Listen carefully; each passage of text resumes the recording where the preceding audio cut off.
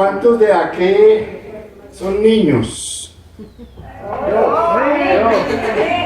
Bueno, queda claro que aquí no hay ningún niño, pero que si no somos como niños, ¿cierto? Ahora, ¿cuántas madres hay aquí? Listos a ver cómo nos ubicamos. Y una tercera pregunta, ¿cuántos padres hay aquí? Listo. Bueno. Última pregunta, ¿cuántos hijos hay aquí? Entonces vamos a ubicarnos como hijos. ¿Alguien se va a mover? Podían quedarse en su sitio porque todos somos hijos, pero bien que se busquen calor humano, cercanía.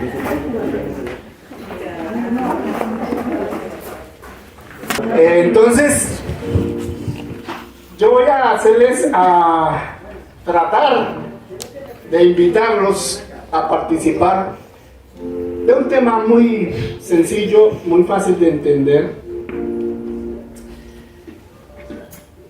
¿Cuántos han visto películas y les gustan las películas? Por edades, por géneros, por ciertos artistas, por ciertas regiones donde producen películas. A la gente le encantan las películas. ¿Cuántos distinguen entre una serie? Ya de una película se produce una serie en cine o en televisión. Piensen en algunas. ¿Han oído hablar de sagas? ¿Como cuáles? Star Wars. Hable duro porque yo no alcanzo a oír. Harry Potter. El Señor de los Anillos. ¿Qué más?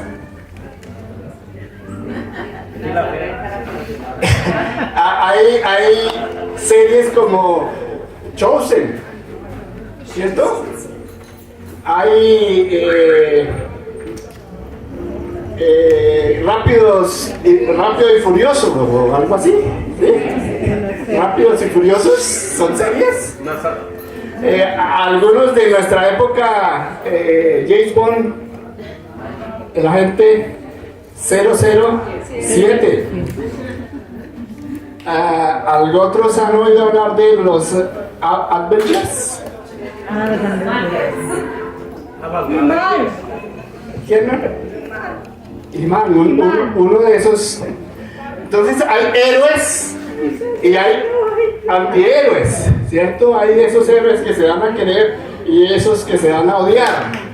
Entonces también nosotros conocemos que hay desempeño de papeles protagónicos, papeles secundarios, de esos que se llaman extras, simplemente porque se necesitan para que se llene el auditorio. Y hay los que ni lo uno, ni lo otro, sino que son espectadores, los que vamos a ver, los cinéfilos y los que nos gusta llenar el auditorio para ver las películas aquellas. Gracias. Y hay algunas series que nos han marcado y algunas series que las tenemos en nuestro corazón y en nuestra mente y frecuentemente las recordamos. Y hay algunos que viven del café con aroma. ¿Sí? No me diga que no la ha visto, o sea.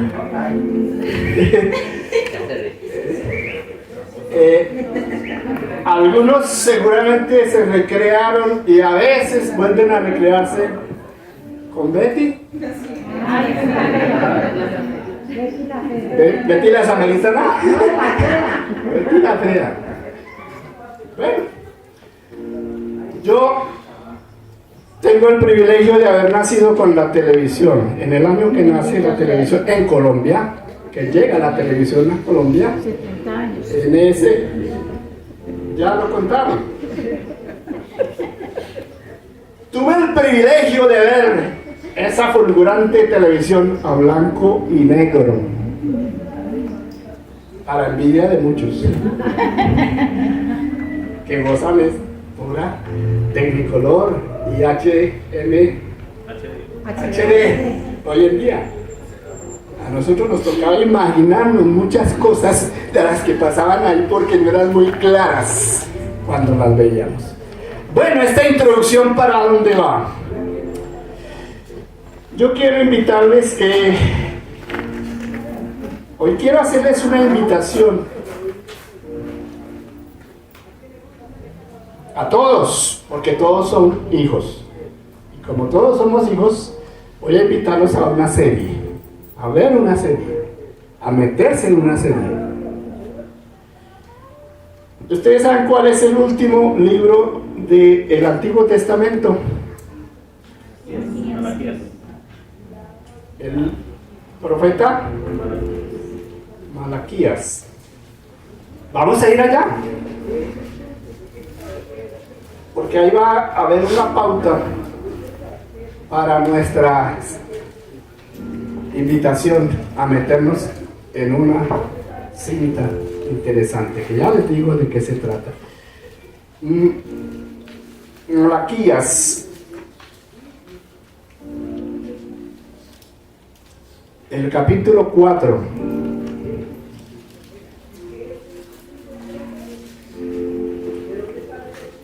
¿Ya todos lo encontraron?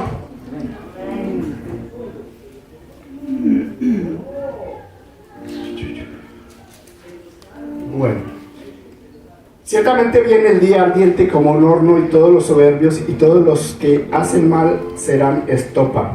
Aquel día que vendrá los abrazará, dice Jehová de los ejércitos. No les dejará ni raíz ni rama.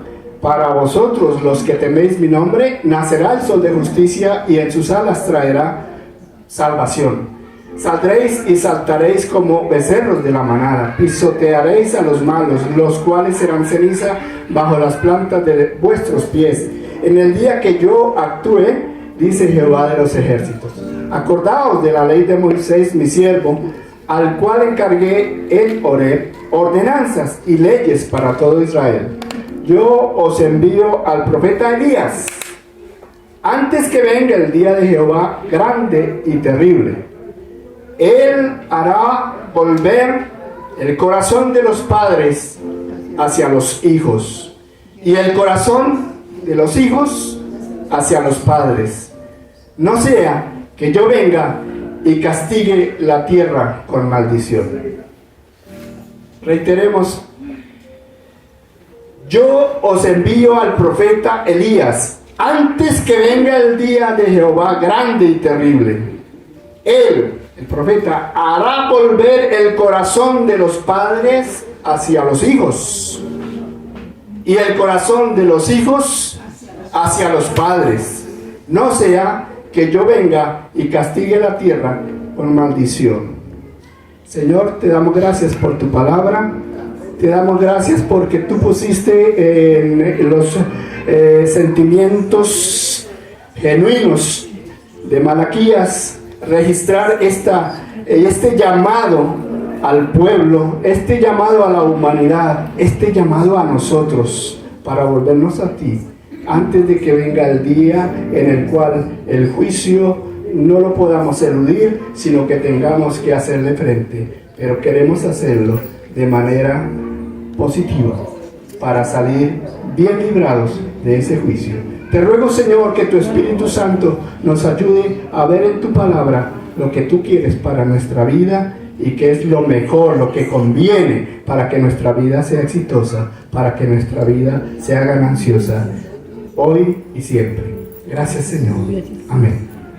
Amén. Bueno, vamos todos a entender que hay un Dios relacional, un Dios que se relaciona con el ser humano. Un Dios que creó la raza, que creó al ser humano, pero lo creó para recrearse, para disfrutar, para vivir, convivir, para tener con ellos relación de Dios con su creación. Pero vamos a encontrar en Génesis 1:26, van a ustedes a recorrer por ahí rápidamente la escritura, y ustedes encuentran que él dijo, después de crear seres vivos, después de crear los vegetales, después de crear los animales, después de las aves, después de en el mar, los peces, después de hacer poner luminarias en el cielo, poner luminarias para el día, todas esas seres que él creó, viene entonces a decir, hagamos al ser humano, hagamos al hombre, hagamos al ser humano. Y entonces deciden hacerlo. Y ya todos sabemos en la narración de Génesis que hay dos narraciones detalladas de cómo él crea del polvo de la tierra. ¿A quién crea? Al hombre. A Adán, el primer hombre. Ustedes cuando vayan a leer la genealogía de Jesús, la genealogía que dejó Lucas registrada, van a encontrar que él dice al final que Adán es hijo de Dios. Normal, si fue el que lo creó. Sí. Él va recorriendo a Jesús y al final dice, aclara que Adán es hijo de Dios. Ojo con esa expresión, hijo de Dios. Luego de esa creación, entonces le da unas instrucciones, lo pone a hacer unos trabajos muy interesantes, y es el primero que se encarga de coger y mirar los animales y darles el nombre, ¿cierto? Sí. Una labor hasta interesante. ¿Quién de nosotros hubiera imaginado estar en esa? Chévere. Pero después de que ha terminado esa obra, Dios dice algo interesante, que es, no es bueno que Adán esté solito.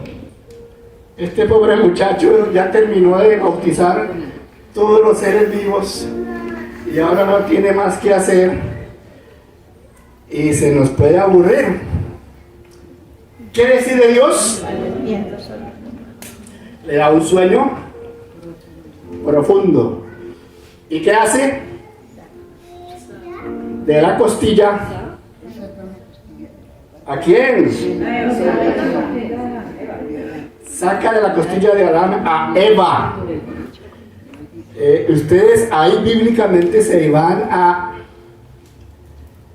entender y comprender por qué los hombres nos escondemos cuando llueve y las mujeres son valientes, así llueva. Ahí está bíblicamente, porque es que si nos hicieron de barro, ya la entendieron, ¿cierto? Ajá. Bueno, entonces esa es la ayuda idónea que Dios le puso, ayuda idónea o ayuda ideal para que los dos fueran una sola carne, una unidad. Esa es la creación que Él hace, dos seres humanos para una unidad. ¿Qué es lo que ocurre? Dios le da vida al hombre. No que el barro tuviera vida, Él sopla vida en lo que crea, le da vida. Y el hombre de su cuerpo genera vida, porque de él es que sale la vida de la mujer, ¿sí? Sale de él. Y de la mujer, ¿qué viene? La vida de los seres humanos. Los hijos nacen por la mujer. ¿Sí ven? Interesante. Estamos metiéndonos en una película. La película en que todos somos hijos. Todos somos hijos. Ustedes todos levantaron la mano. Algunos todavía no son padres, algunas todavía no son madres, pero todos somos hijos. Entonces no nos podemos salir de la película. Y aquí comenzó la película. Aquí inició. Ningún sexo, masculino o femenino, ningún sexo es superior al otro. Dios creó estos para que fueran uno solo, una unidad, un apoyo mutuo, para que el matrimonio funcione. ¿Quién creó el matrimonio? Dios lo creó acá. Él es el creador y el matrimonio es un regalo de Dios. Créanlo o no lo crean, porque algunos creen más en su experiencia que en lo que dice la Escritura. Dios creó el matrimonio como un regalo para la humanidad. Miren 3 aspectos fundamentales del matrimonio. Uno es que el hombre deja padre y madre y en un acto público se une y se compromete a su esposa. Es una realidad de un matrimonio creado por Dios. Así están las instrucciones. 2. Estas 2 personas se responsabilizan del bienestar del uno al otro, el bienestar cada uno a su correspondiente pareja y amar a su pareja. Los 2 cuando se comprometen es para eso, para buscar el bienestar de su pareja, para amar a su pareja. Ese es un matrimonio. Y tercero, serán uno solo en la intimidad, con todo lo que significa la intimidad de estos 2 seres, una intimidad reservada única y exclusivamente para el matrimonio. Ahí están esos 3 elementos con los cuales se pueden construir los matrimonios sólidos, estables, fuertes, con esos 3 elementos. De lo contrario, difícilmente funciona. ¿Quién lo creó así? Dios, el creador. Pero en Génesis 3, ¿qué ocurre? ¿Qué entra a ocurrir? Las instrucciones dadas por Dios comenzaron a ser desatendidas. Y entra el pecado. ¿Qué produce el pecado? La separación del hombre con Dios. Ustedes recuerdan que mientras se estaba dando la creación y ya está Adán y Eva, Dios se pasea en el huerto. ¿Sí lo han leído? Ahí está, que él paseaba, caminaba con ellos. Incluso los 2, Adán y Eva, vivían desnudos, sin ropa. Ni ropa para verano, ni ropa para invierno, ni abrigo, ni falda larga, ni desnudos. Y vivían bien. Esa era la vida en el huerto. Ellos toman su propio camino, el camino que ellos creen que es mejor que el camino que Dios les ha dicho que cojan, el camino de la obediencia. Ellos toman su propio camino. ¿Quién culpa a quién? Todo ese es un cuento que ustedes lo discuten.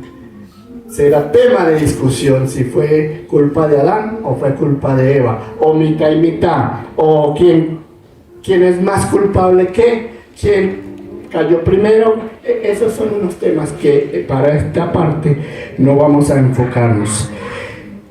Ellos toman ese camino que los separa de Dios. ¿Qué ocurre? Que se avergüenzan de Dios.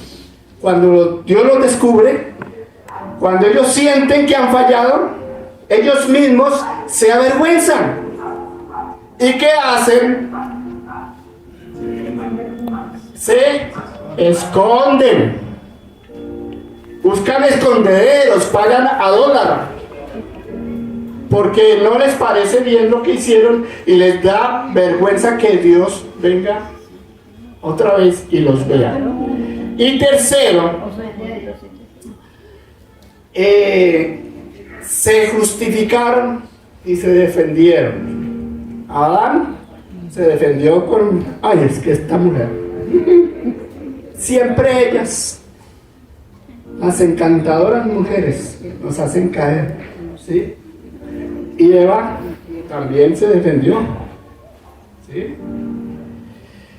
Y cada uno en su defensa creyó justificarse. O sea, la culpa no fue mía, ¿sí?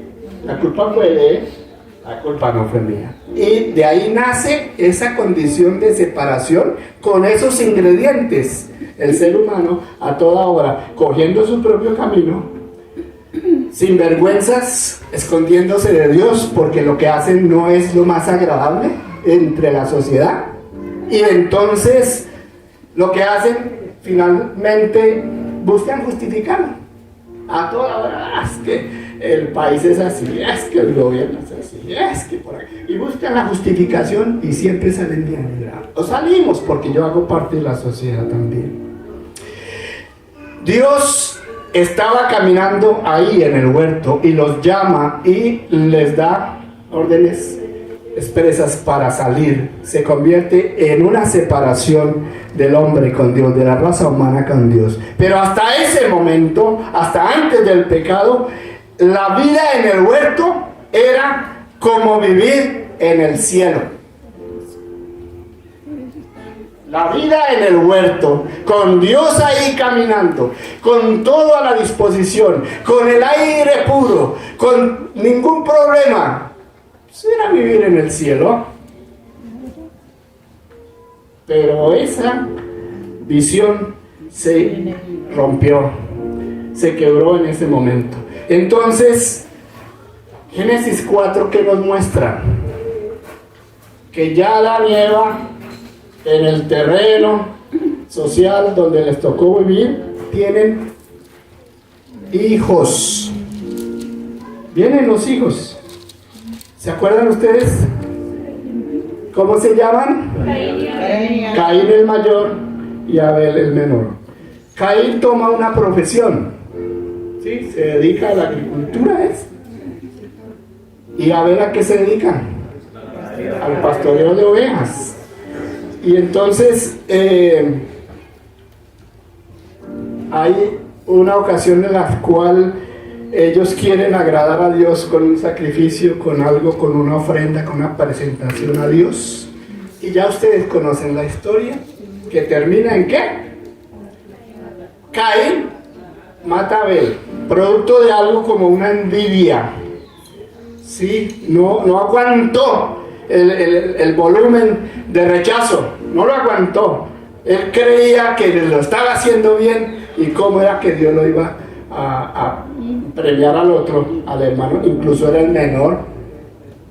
Dios, ¿cómo es? Me crea a mí primero y le cree es al menor. Viene entonces todos los elementos de nuestra serie. Algunos la vieron, algunos recuerdan padres e hijos. Padres e hijos, eso duró como 20 años, ¿cierto? Pero ¿saben qué? El título de esta charla, de esta invitación que les hago, está basada en algo así como Padres e hijos, una serie interminable. Padres e hijos, una serie interminable. Aquí empezó apenas. ¿Sí? Dios Padre de Adán, Adán y Eva Padre de Caín y Abel. Y de ahí para adelante Les quiero invitar, muchachos, muchachas, hombres, mujeres, jóvenes, adultos, primera, segunda, tercera, cuarta y quinta edad. Todos tienen una invitación. Aquí hay un tema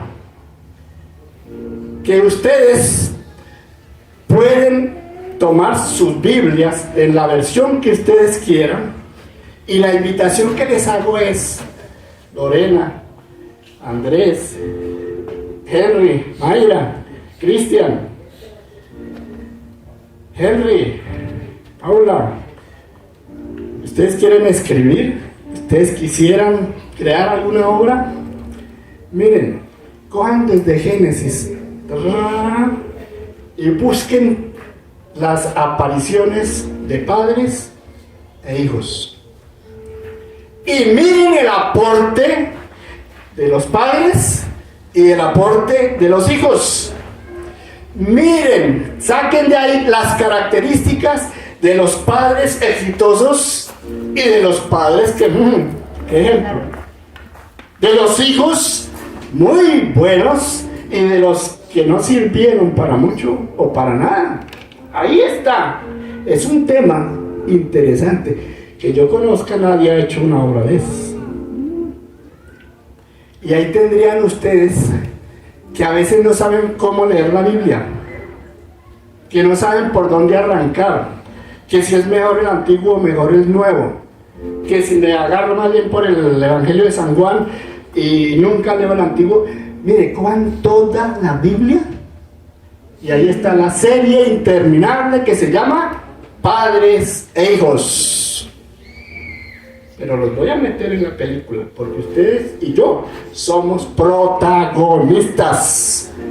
Aquí hay una realidad. Ninguno de nosotros se escapa y se puede salir de esta serie. Entonces, tómenla o déjenla, lean y ojalá se dedique a alguien, un grupo, algunos muchachos que tienen edad. ¿Sí? Yo puedo tener la idea, pero creo que ya la edad no es mucha para meterme, pero es un tema interesante.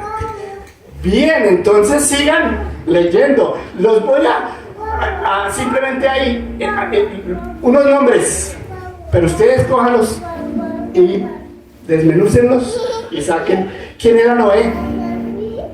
La serie comenzó, pero sigue. Noé. ¿Y Noé qué tenía? 3 hijos.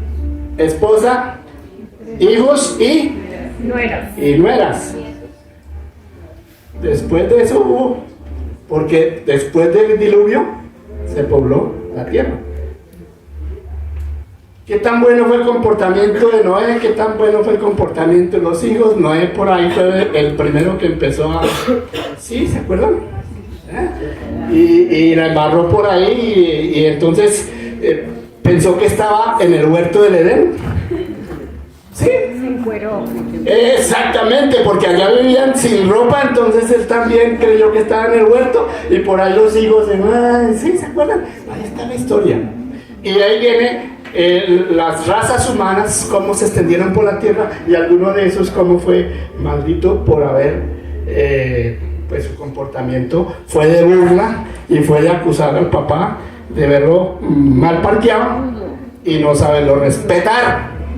Vienen por ahí elementos para mirar. Abraham. ¿Quién era Abraham? El esposo de Sarai. Y que hubo una promesa. Y la promesa era que iba a tener Sarai un hijo. Pero ¿qué pasó? Los dos dijeron, estamos tan abuelitos, estamos tan ancianos, eso es un imposible. Y Agar, ¿qué dijo? Sarai, ¿qué dijo? Ahí está mi sierva Agar. Abraham, te la entrego para que se cumpla la promesa. Y la embarraron. Ya ustedes saben, busquen en la historia esa relación padres e hijos y todo eso que se produce y características buenas, ahí están. Entonces Abraham ya no se llama Abraham, sino Abraham. Y Sarai ya no se llama Sarai, sino Sara. Y ahora sí nace Isaac, el hijo de la promesa.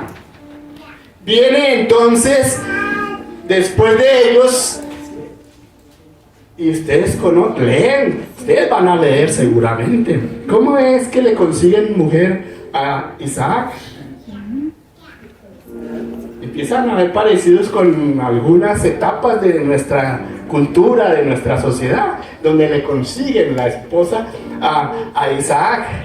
No es que Isaac echó el ojo, no es que Isaac buscó, no es que Isaac miró a ver qué cualidades tenía y me llama la atención y el corazón y siento como llaman, que me arde por allá.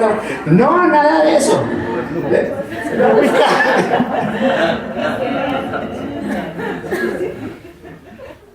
Pero viene, ¿cómo se llamaba la esposa? Rebeca. Rebeca, la famosa Rebeca, incluso sale estéril, no podía tener hijos. Y Dios la bendice y tienen, ¿cuántos hijos? Para empezar, se llaman Esaú y Jacob. El famoso Esaú, el de las lentejas, ¿se acuerdan? De la primogenitura y el mal negocio que hizo es que uno con hambre, como la barriga vacía, le falló la mente y él tenía derechos de primogenitura y los regaló, los vendió. ¿Qué voy a hacer con esto si no estoy muriendo de hambre? ¿Sí? Bueno, esas historias están ahí. Y esos comportamientos están ahí. Y entonces Jacob es el segundo. Y recuerdan que uno era favorito de y el otro era favorito de. ¿Sí? El papá quería al uno y la mamá quería al otro. Ay, es que sí. ¿Eso es bueno? No. Ahí nace, ahí se ve. Padres e hijos, la serie interminable. Los favoritismos, ahí se ven. ¿Para qué sirven? Para generar problemas. Eso divide las familias, divide los hogares. Eso no ayuda.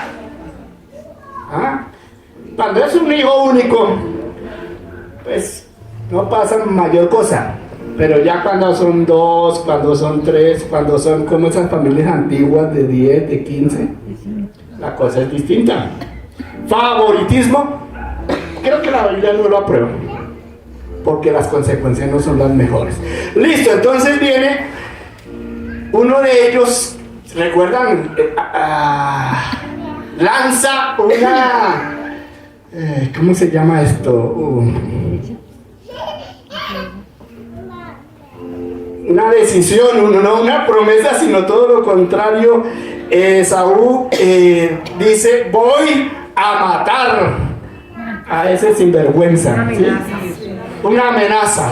Sí, genera una amenaza, pero cierta y seria. Tanto que el otro, la mamá lo ayudó a escabullirse y huir. ¿Y saben Jacob en quién se convierte? En Israel, le cambian el nombre. ¿Y sabe qué cantidad de hijos tuvo? 13 en realidad. Eso, para ser exacto, tuvo 13. Es que tuvo una hija. Dina. La niña Dina. Nadie la bautiza así a los hijos ahora. Dina. Más bien Dino en los Picapiedras, ¿no? Resulta que esos hijos Jacob no los tuvo con una sola mujer, ¿cierto? ¿Se acuerdan? De 2 y 2 son 4. Y entonces de esos 4 tuvo esos 12 hijos o 13 hijos. Pero aquí también hay uno favorito. ¿Se acuerdan? José. Por allá me lo recordaron hoy. El señor de los sueños. Y que interpretaba sueños. Ese señor también experimentó el favoritismo. ¿Y qué causó el favoritismo? Lo dijo Mayra. División, envidia, llegó a ser odio de los hermanos. ¿Qué se cree? Este mequetrefe que es el más chiquito y ahora sueña con que va a mandar sobre nosotros. Pedazo de bobo. Y mi papá haciéndole vestidos especiales, vistiéndolo de una túnica especial, sin costuras, por allá, con la mejor lana o lino o lo que hubiera. Favorito, y no sirvió para nada ese tema. ¿Qué pasa entonces? Que el final de José es que como no lo pueden matar, a que lo querían matar, Dios no quiso que eso se concretara, fue a parar a Egipto. ¿Y en Egipto qué pasó con él? Se volvió el segundo después del faraón. Y después de que él estaba allá gobernando al lado del faraón, después de haber pasado toda una etapa terrible, ¿no? De ser acusado, padres e hijos. Aquí hay un hijo obediente a Dios. Amén. Que cuando... Sí, aquí están los hijos obedientes. En esta historia José es obediente a los principios de Dios. Y hay una señora muy aseñorada, muy linda, muy querida, muy llamativa, y aprovechando cualquier rinconcito se le iba detrás a José, ¿sí? Y le hacía coquitos y le hacía miraditas. Este José, ¿qué hizo? Llegada a las circunstancias graves, ¿qué hizo? Salir corriendo. ¿Sí lo dices virtualmente? No. En realidad le tocó salir corriendo y dejar la ropa ahí que tenía encima, y la señora se fue a parar a la cárcel. Pero de allá Dios lo saca. Padres e hijos. Miren qué características de padres e hijos. Allá es hijos obedientes. Y entonces, después de eso, viene la esclavitud. ¿Por qué? Porque cambiaron de faraón y el otro faraón cogió a estas personas y las volvió esclavos. Eso duró cerca de 400 años. Y estando en esas circunstancias, aparecen unos padres que tienen las órdenes de que a las niñas las dejaban vivir, y a los niños hebreos los tenían que matar. Y los padres tenían que consentir con esa circunstancia. Y empezamos a mirar circunstancias que se parecen a las de hoy en día, a la sociedad de hoy en día. Y ya podemos empezar a mirar cuestiones de aborto. Y ya podemos comenzar a ver cuestiones de ley A, ley B, ley C, ley acá, ley allá, no sé qué. Muchos se han desenfocado, desde mi punto de vista, respetable lo que hacen, y se han dedicado más a buscar los derechos y los deberes, los amparos que me da la Constitución, los derechos que me da, que me permite, que me patrocina la Constitución.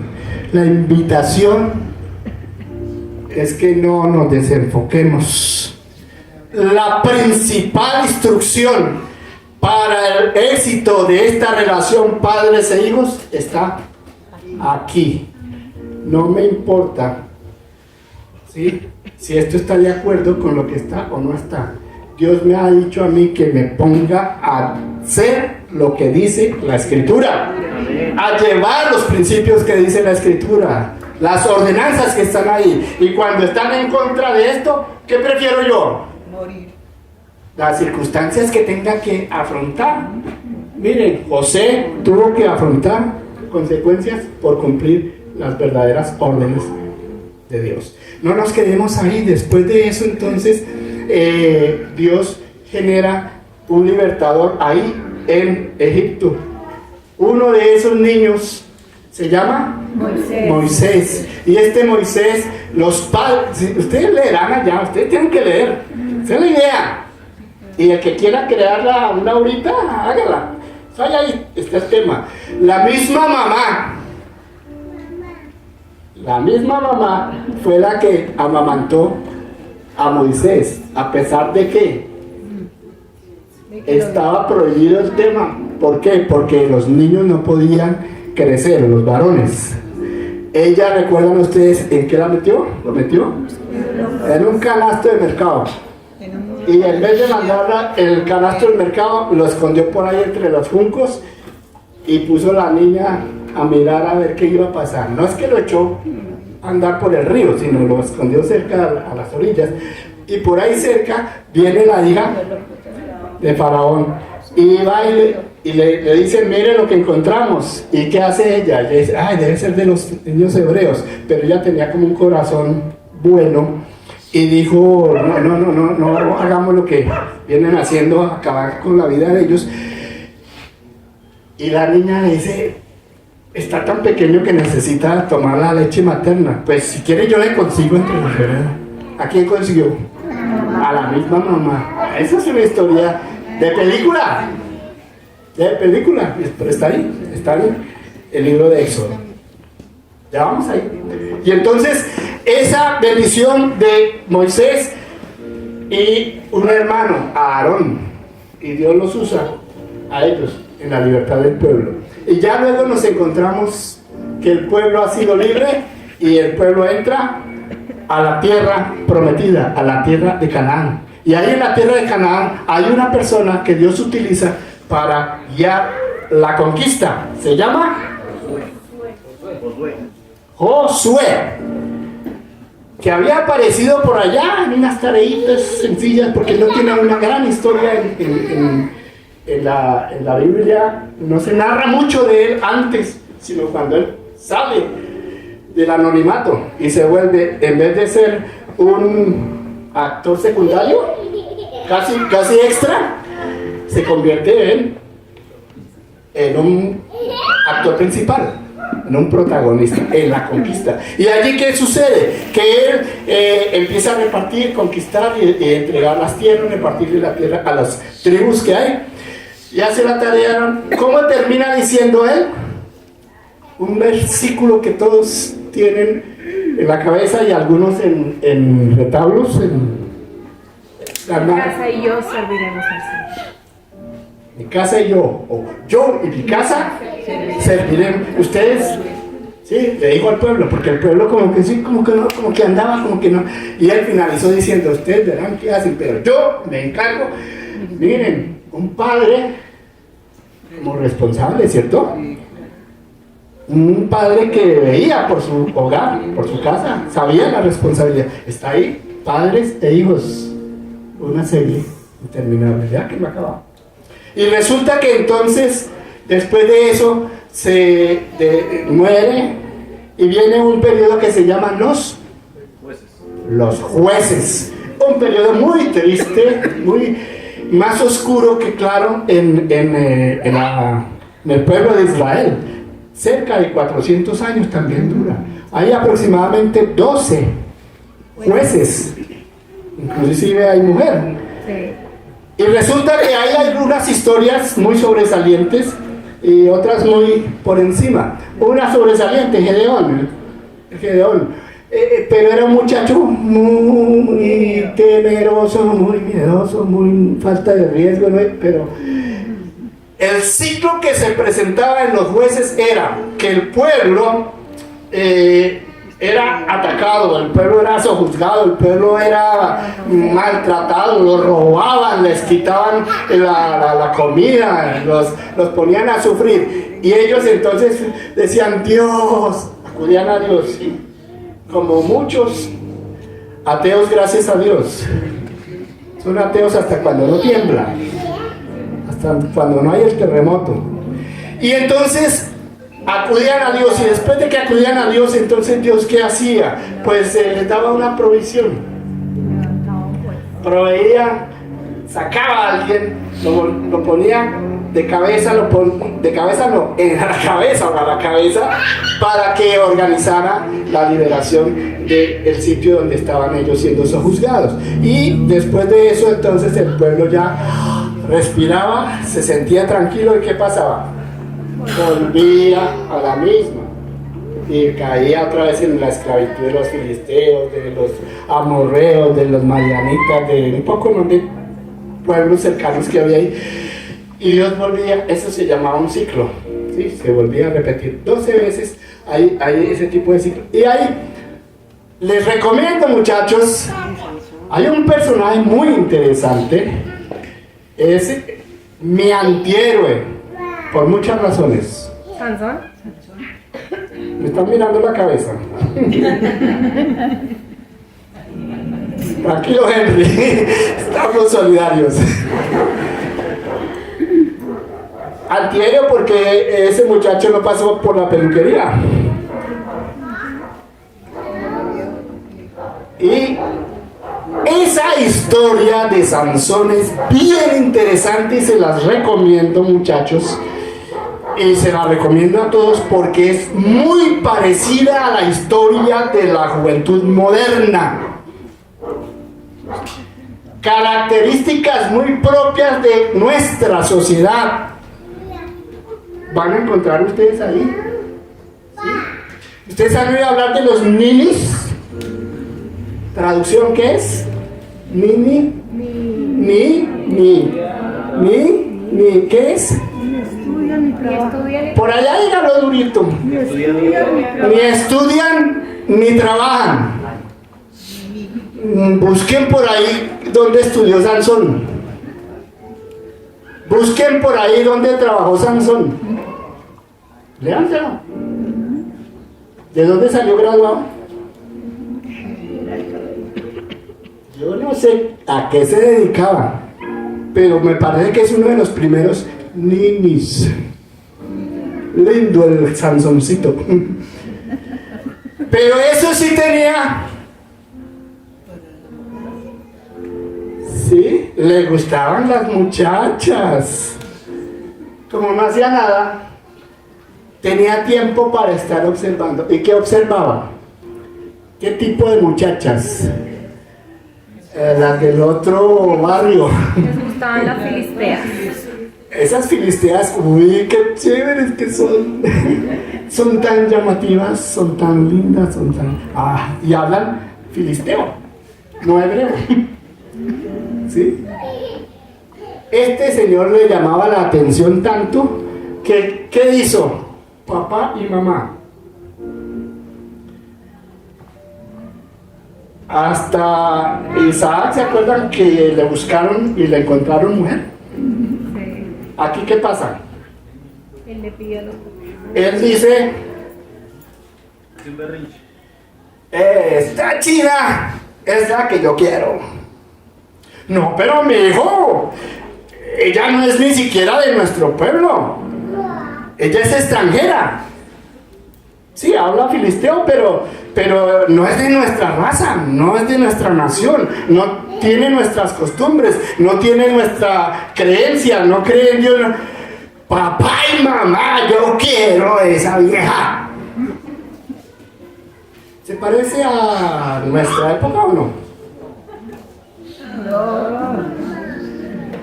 Porque si no me acceden a lo que yo quiero, yo voy a la comisaría de familia y hago valer mis derechos. ¿Se parece? Creo que por ahí funciona la sociedad hoy en día. Los hijos son los que quieren mandar en la casa. No solo en eso, en muchas. La serie es interminable. Ahí va. Padres e hijos. ¿Y estos padres qué les tocaba hacer? Bajar la cabeza y decirle, sí, mijito. Y como que es que con tanta fuerza que tiene, de pronto de un manotón me manda. Y entonces acaba conmigo. Será hacerle caso. Y el muchacho tenía sus problemas. Dios usaba esas circunstancias, sí, para liberar al pueblo, para sacarlo adelante y para mortificar a los filisteos. ¿Se acuerdan? Y hubo unas matazones y todo ese tipo de cosas. Esa historia que ustedes van a construir. Y resulta entonces que después de Sansón viene un personaje llamado Samuel. ¿Sí? ¿Saben quién era Samuel? Algunos lo toman como uno también juez. Él está en ese traslado entre jueces y profetas. Él es una persona que es el intermedio entre lo que fueron los jueces y lo que van a ser los reyes. Y resulta que Samuel es hijo de una mujer que también era estéril. Y Dios bendijo a esa mujer. ¿Sí? Ahí está un papel importante de una mujer que ora, que pide a Dios, que reclama a Dios y que Dios le bendice. Y ella promete algo y lo cumple, entregar a su hijo al servicio y lo cumple. Y resulta entonces que Samuel se convierte en ese personaje muy interesante. Pero Samuel al final de sus vidas, que entre la reclamación que hace el pueblo pidiendo un rey como los demás reyes, ¿en qué basan? ¿En qué argumentan? Uno de los argumentos para la petición, ¿cuál es? Que los hijos de Samuel no son ni siquiera ejemplares, no son como tú, no es que Samuelito, tú eres Samuelito, pero tus hijitos me los envuelven y me los no servían para lo mismo. ¿Sí? ¿Y qué pasó con Elí? Que era el sumo sacerdote, que fue el que le enseñó a Samuel los primeros pasos de cuidar el templo. Se murió y los hijos también. Que los hijos eran, no sé si iguales o peores que los hijos de Samuel. Ustedes, los que van a estudiar a profundidad, pueden sacar esos detalles de los hijos de Elí y de los hijos de Samuel, los parecidos de los unos con los otros. El caso es que estos hijos de Elí mueren, Elí tuvo un final muy triste, y viene el cumplimiento del llamado. Queremos rey. ¿Quién fue el primer rey? Saúl. ¿Qué era Saúl? Un señor, sí, lo dice por ahí, que era el más alto de todo el pueblo. ¿Y que era qué? ¿Feo? Bien parecido. Elegante, bien parecido, de pronto bien vestido, de pronto, uy, churro, dirían las señoras, las muchachas. El caso es que también era temeroso, era miedoso, y cuando quisieron ir a unirlo, ¿dónde estaban? Escondido. ¿Sí? ¿Se acuerdan? Sí. Bueno, sigan leyendo, que por ahí va bien. Salomón viene a ser el tercer hijo después de David. Ustedes van a leer en la vida de David el hombre conforme al corazón de Dios. Pero lean la historia de David. Y lean la historia. Primero, el papá de David. Cuando fue Samuel a buscar, a ungir, empezó a buscar. El papá de Samuel, el papá de David, don Isaí, ¿qué tan presente tenía sus hijos? Tenía favoritos. Ese como que ya tenía favoritos y como que no me acordaba que estaba uno por ahí. Lo quería tanto seguramente. Era tan lindo David que preferían siempre mantenerlo lejos, oliendo a chivo, metido entre las ovejas. A pesar de que era un muchacho, dice que rubio y que de buen parecer y que no sé qué. Pero los papás, miren, ahí hay un comportamiento interesante. Léanlo que está ahí. Y resulta que él fue el elegido. David tuvo un montón de mujeres y un montón de hijos. Lean la historia del hombre conforme al corazón de Dios como padre. Qué tan lindo padre fue. Qué tan cuidador de la hija Tamar, por ejemplo. Luego vienen las venganzas porque a Tamar la violaron. Luego vienen asesinatos y muertes y violencia, y hay un hijo que en algo se parecía a Sansón. ¿Qué era? Quiso hacer justicia. Quiso hacer justicia y se sublevó contra el papá. Y en el físico se parecía a Sansón. ¿En qué? En el pelo. Vean lo que está por ahí. Ese señor tenía una abundante cabellera costeña. Porque era tan tupida que un día se enredó con un árbol bajito. ¿Sí? Y después vinieron y lo remataron. Vean que eso está ahí. ¿Sí? Entonces resulta que ese hijo se sublevó y violó las mujeres de su papá. Ahí en una terraza donde le dijeron háganlo así para sacarle la piedra a su papá y para que todo el mundo vea que su papá no sirve y usted sí. Léanlo, está ahí. Eso es parte de la relación padres e hijos. De Salomón viene entonces una separación de los dos reinos, el reino del norte y el reino del sur. Uno de los hijos de Salomón no sirvió para gobernar, se echó encima y enemigos a la gente del pueblo. ¿Por qué? Porque él quería más al ministro de Hacienda que la justicia para el pueblo trabajador. Y los jóvenes le decían: mire, hermanito Roboam, no les ponga más impuestos, tasas, sobrecostos, peajes, IVA, sobre IVA y más IVA. No les ponga a sufrir al pueblo, rebáilenles todo lo que su papá había hecho, báile un poquito. Le dijeron los jóvenes, los ancianos, báile el volumen. Y el otro dijo: no, me voy más bien a buscar a los chinos que saben más de cómo es la perspectiva de la finanza pública y cómo es que se manejan las cosas en el Estado. Esos gomeros de hoy, eso sí vale la pena. Que sean de los Andes, no que salgan de por ahí de cualquier otra.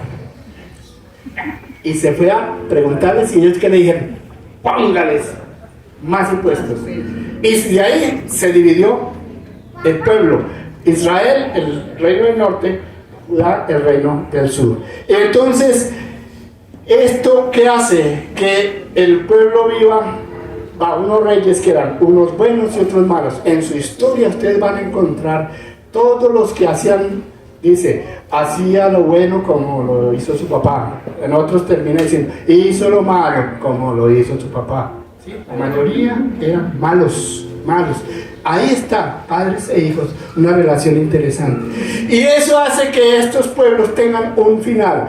Israel del norte termina por allá en el año 721. Judá dura unos 100 años más. Y después de todo eso, entonces viene lo que es estar en otras partes del mundo como sin tierra propia, sin nación propia, desterrados, exiliados, dispersos. Es lo que se llama la dispersión. Están por allá, están en Babilonia, por allá aparecen personajes muy interesantes. Jóvenes, ustedes van a leer a Daniel. ¿Sí? Una persona muy interesante que tiene unos ejemplos, tiene unas características bien bonitas para aprender. Y después de todo eso, entonces viene Malaquías. Y ahí es donde cabe por qué esa expresión, por qué esa profecía. Porque la relación entre padres e hijos nunca había sido la mejor. Se había vuelto costumbre. Lo propio era padres contra hijos, hijos contra los padres. Padres que quieren hacer algo, hijos desobedientes, hijos que no les hallaban la razón, hijos que se oponían en todo. Características que todavía se mantienen en algunos casos. Es que mi papá es un viejo caduco. La generación de mi papá. Y se cree. Y se las cree. Y vive diciendo que todo tiempo pasado fue mejor. pedazo de viejo que no sirve para nada. ¿Sí? Y los papás encima de los hijos también tratando de volverlos como eran ellos. En la Biblia dice cómo deben ser las relaciones padres e hijos. ¿Sí? Hijos, obedecer a los padres. Y por el otro lado, padres, no le saquen la piedra a sus hijos. Sépanlos manejar con prudencia. Pónganle cariño, pónganle amor, sabiduría para manejar los hijos. Eso es duro, eso es difícil. Yo tengo un grupo familiar, somos 15. Mis 3 hijas, sus esposos y 7 nietos. Yo no me meto en la educación de mis nietos. Yo solo veo cómo les toca a mis hijas y a mis yernos educarlos como son hoy esos chicos y como son ellos como padres. Y respeto esa relación, porque yo quisiera llevarlos a como me criaron a mí, pero eso es muy complicado. Eso es muy difícil y no debo hacerlo. Los principios tratar de mantenerlos. Entonces en el Nuevo Testamento nosotros tenemos que hay una relación padres e hijos, y esa relación ahora hay algo bien interesante y ustedes tienen que leerlo para que sobresalga una diferencia entre lo que era la ley y lo que ahora es vivir en Cristo. ¿Saben una cosa?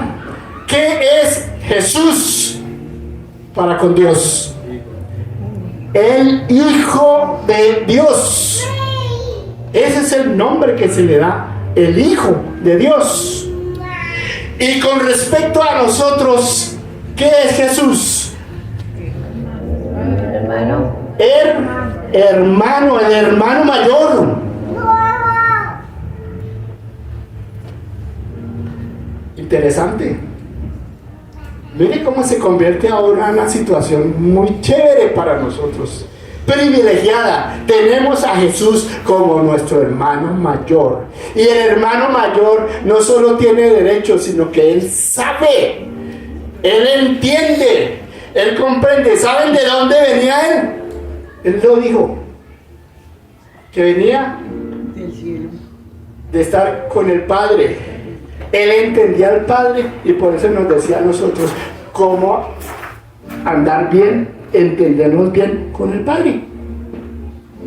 Y así que entonces nosotros, ¿qué tenemos como deber? Lean cualquiera de los evangelios y ahí están todas las características de Jesús, y una de las principales es que él era obediente al Padre. Obediente al Padre, la principal característica del Padre, que él no hacía nada por su cuenta. Y después de que lo enseñó aquí sobre la tierra, dijo: yo me voy. ¿Pero a qué me voy? En San Juan, a preparar un lugar junto al Padre. Me voy allá a preparar para ustedes, para mis hermanos, un lugar al lado del Padre. Y allá se fue a hacer esa tarea para que la relación padres e hijos se sostenga. Padre, hijo, el Padre del cielo y nosotros, los hijos de Dios.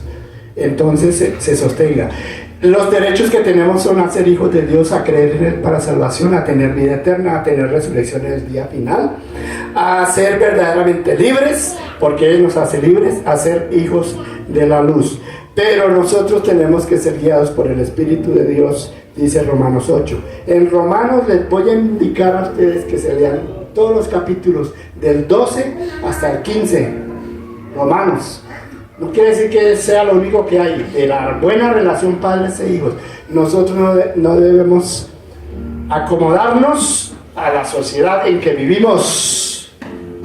Debemos ser diferentes. Y ahí está cómo ser diferentes en Romanos capítulo 12 al capítulo 15. Ya vamos a acabar. Dios disciplina a sus hijos porque nos quiere como hijos. Nos llama la atención. Nos dice: córrase mire, se está saliendo un poquito, háganle para acá. No nos coge a garrotazos, sino con amor nos dice por dónde tenemos que caminar. Esa es una forma de disciplinarnos, con amor. Y luego entonces nos dice Hebreos 12:9 que nos sometamos al Padre, que seamos obedientes al Padre, como Jesús lo mostró en los evangelios. Y luego entonces quiero que ustedes miren, con esto terminamos. Hemos recorrido toda la Biblia. ¿Sí? Sin querer o queriendo. Ya lo vieron, recorrimos toda la Biblia.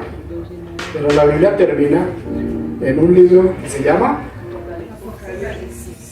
las revelaciones del Apocalipsis, revelaciones de Juan. ¿Cómo se muestra Jesús? El capítulo 21.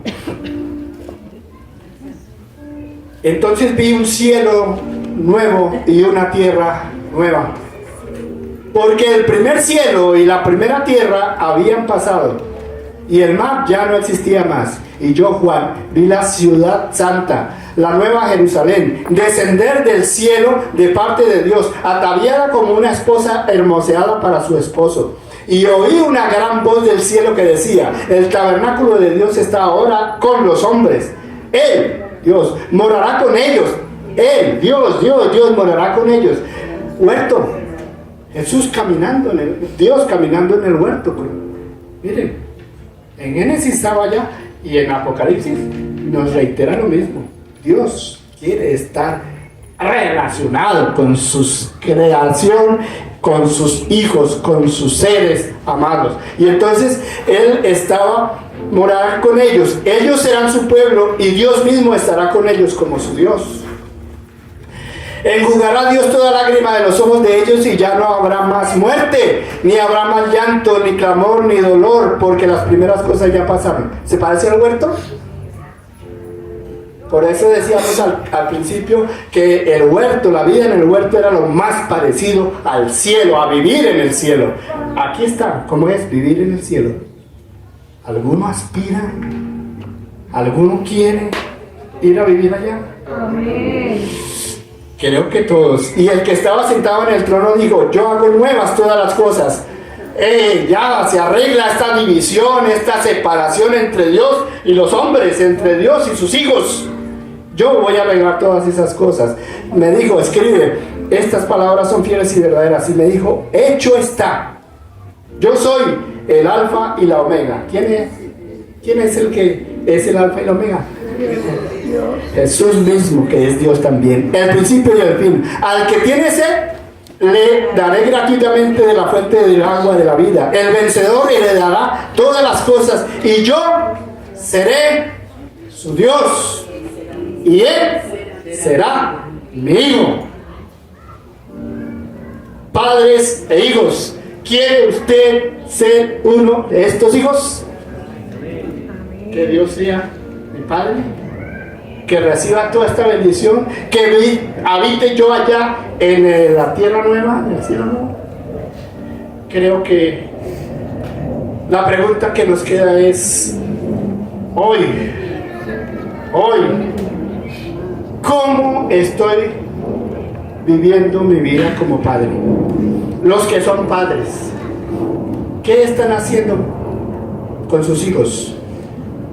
¿Qué características le están mostrando? ¿Qué ejemplo le están mostrando? ¿Qué enseñanza le están difundiendo o infundiendo a sus hijos?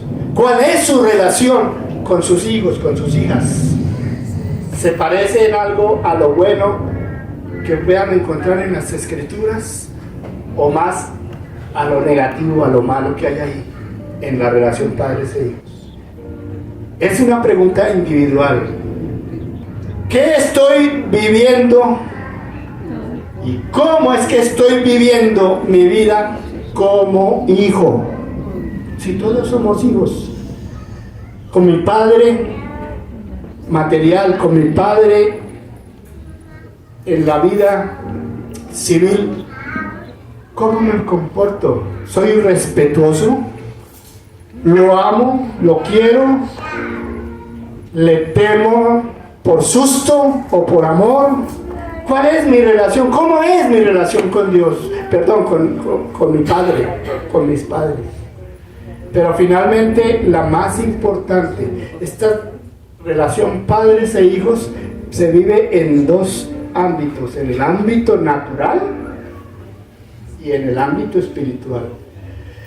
El que prevalece, porque va a ser eterno, es la relación Padre Celestial, Hijo de Dios. Primero, tenemos que ser diferentes al resto, porque el resto son criaturas de Dios, creación de Dios. Pero nosotros debemos ser hijos de Dios. ¿Cómo espero vivir mi relación con Dios, el Padre? ¿Aspiro a llegar a esa nueva Jerusalén? ¿Aspiro a llegar allá? Esta es una pregunta con una respuesta muy personal. Señor, nuestra vida es una vida de vaivenes, es una vida con sube y baja, es una vida con distintos matices. Pero Señor, por tu palabra tú nos quieres enseñar a vivir una vida plena contigo, entendiendo que tú eres Dios nuestro Padre Celestial, comprendiendo que nosotros tenemos no solamente unos derechos para reclamarte o para pedirte, sino que tu palabra también nos muestra unos deberes para contigo, para poder nosotros encontrar que la relación no es rota, que la relación es sana entre el Padre Celestial y nosotros como tus hijos.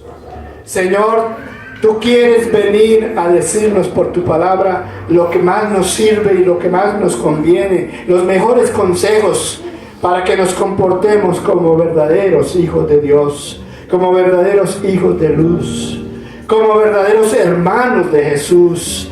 Que aprendamos el ejemplo, todo ese modelo que nos ha mostrado Jesús como el primogénito, como el hijo mayor.